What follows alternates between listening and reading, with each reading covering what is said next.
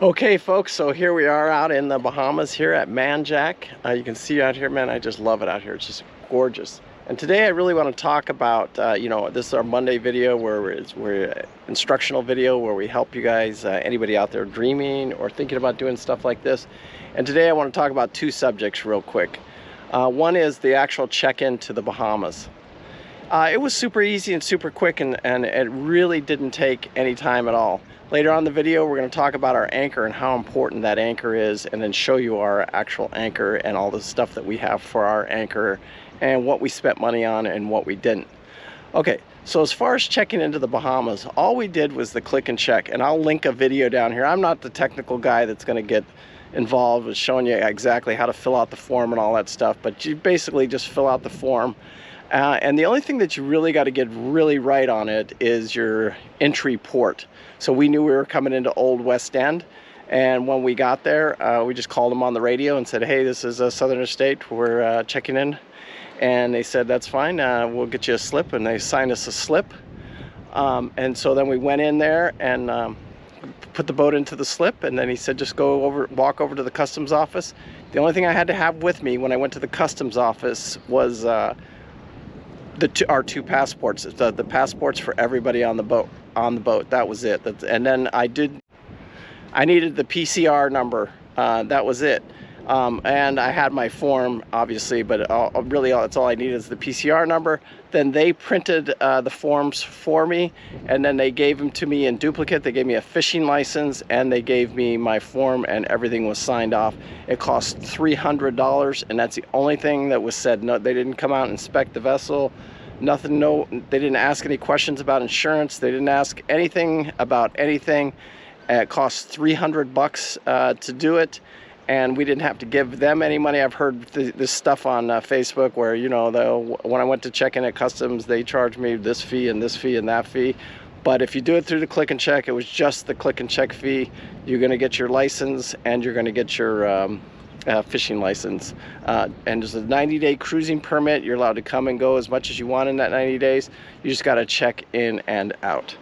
All right, so today's subject is our windlass. What did we do for our windlass, and what do we like about our windlass? I think this is a subject that's overlooked a lot. And when you're buying a boat, especially one of these 40-year-old trawlers, you want to make sure that you have a good windlass system. If the boat doesn't have a windlass system, be prepared to spend actually quite a bit of money. These windlasses are not cheap. I would believe the windlass that I have on this boat would probably cost well over probably $7,500 for the windlass. We have LaFrance 1200 watt, and I love this windlass. I'm going to show it to you right now. So this is our bad boy right here. It carries 3/8 inch chain. I have a place to come over here on the rope, or I can just use the chain right here. We have 300 feet of chain on this boat. We always pretty much let out about 70 feet of chain every time we go to anchor. And you can see right here, I have several different ways to deploy the windlass, and this is one right here, and this is up or down. Doesn't matter, that's how I deploy the windlass, and so it makes it super easy. A lot of them will have the foot pedals. We have the remote right here, and then I'll show you the switch, have a station up at the helm where I can help Pete. Sometimes you'll see him out on front of the boat, and he doesn't have this remote switch in his hand. So then I will just flick the button up or down. Man, look at this anchor. It's just absolutely gorgeous in here. But it's a subject that a lot of people will overlook. One of the things that we did on the boat preparing to come over here to the Bahamas was our chain was old. So especially, you know, most people don't sell boats because they're ready to go. Some of them do. And one of those rare situations that it happens for you and they're serious about selling it, and they just replace the chain, I mean, congratulations. That's a nice, it's a huge benefit. But our chain on this, and we knew that the owner had an actual chain on it, and he had the brand new chain, but we never got hooked up, and I never ended up going to get it. So it's one of the things that actually cost us $1,000. I found it on eBay, this chain right here. And one of the things I'll do to this chain once we get back and we're not anchoring anymore is I will rinse it off with fresh water before I put it away for the season to help preserve it and keep it maybe an extra few years, because the chain is very, very expensive. Like I said, we spent, I think it was like $1,100 putting a new chain on this Windlass. And also the next piece that I had to replace on the Windlass was this part right here. I don't know what it's called, but it's the brake or whatever. And that's what hauls the chain in. So between this and this, our old chain was wore out, and so these pieces would slip right here, and it would make it hard to pull the chain up and down. So it's something that we felt like we needed to fix before we came out here. We've been out here now for 70 days, and out of those 70 days, we've only been in the marinas for 14 of them, so the rest of it's all been on the hook. So this chain and Windlass goes up and down every single day. So I don't know how important you guys would feel that or think that is, but it's very, very important.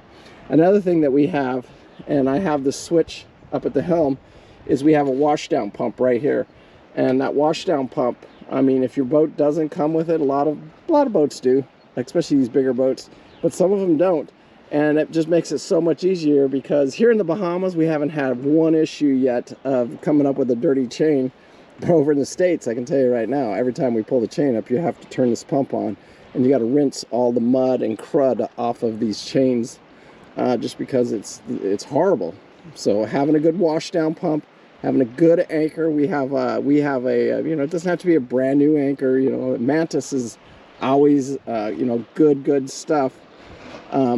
And I'll show you my Mantis hook, because even though I would love to have a Mantis bridle, even though I'd love to have a Mantis bridle, I don't, but I do use the hook off of their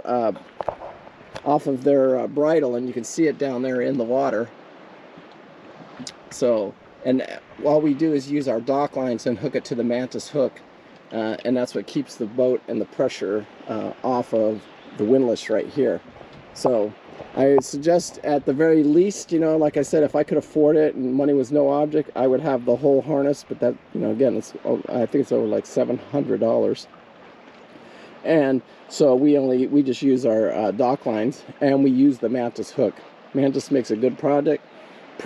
They make good anchors, and you know, make sure you guys have the proper anchor for your boat, and even overdo it. You know, like you know, a 1/4-inch chain on a 40-foot boat, you know, that's something you might want to look at and address, because you know, is that big enough to hold, you know, a 40,000-pound boat in 30 knots of wind, or would you rather have this 3/8 chain? I can tell you right now, when the wind's blowing and howling and things aren't going exactly perfect, I think this chain looks small, but when I'm installing the chain, I think it looks big. You know what I'm saying? So it's like, I don't think your chain can be big enough, and I don't think your Windlass can be big enough when you're out here looking at these boats to purchase or to buy.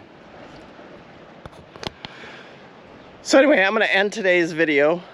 First of all, I want your comment down below. What kind of Windlass do you have on your boat? And leave the comments for everybody, you know, telling us your experience with your Windlass and stuff like that, and how important it is or unimportant it is. Because if all you're doing is going out and, you know, you're doing America's Great Loop and you're going to anchor 1 or 2 times, I mean, you don't need to spend a lot of money on your anchor. But if you're going to be like what I consider an off-grid boater, you're going to want a nice Windlass setup, and you're going to want a nice chain, and it's probably not a good area to spare or save money in if you don't have the proper setup. So it's something very important to look at, and look at closely when you're looking at a boat. Anyway, I hope you guys enjoyed the video. Make sure you leave your comment down below. Also, you know, hit that super thanks to anybody feeling it. I do appreciate it. We're out here in the Bahamas. We're here for about another 2 weeks. We're actually going to start making the corner now and start heading back around in the Albacos here, and then heading over to Bimini. And so you should see a couple more weeks of videos of us in the Bahamas before we have to head back to the States there, over to Marathon, where we'll probably get jobs and get ready to do the Exumas, because I think the Exumas are going to be a lot longer trip and a much different trip. That won't be till next year now. Anyway, peace out. Thank you guys. Bye.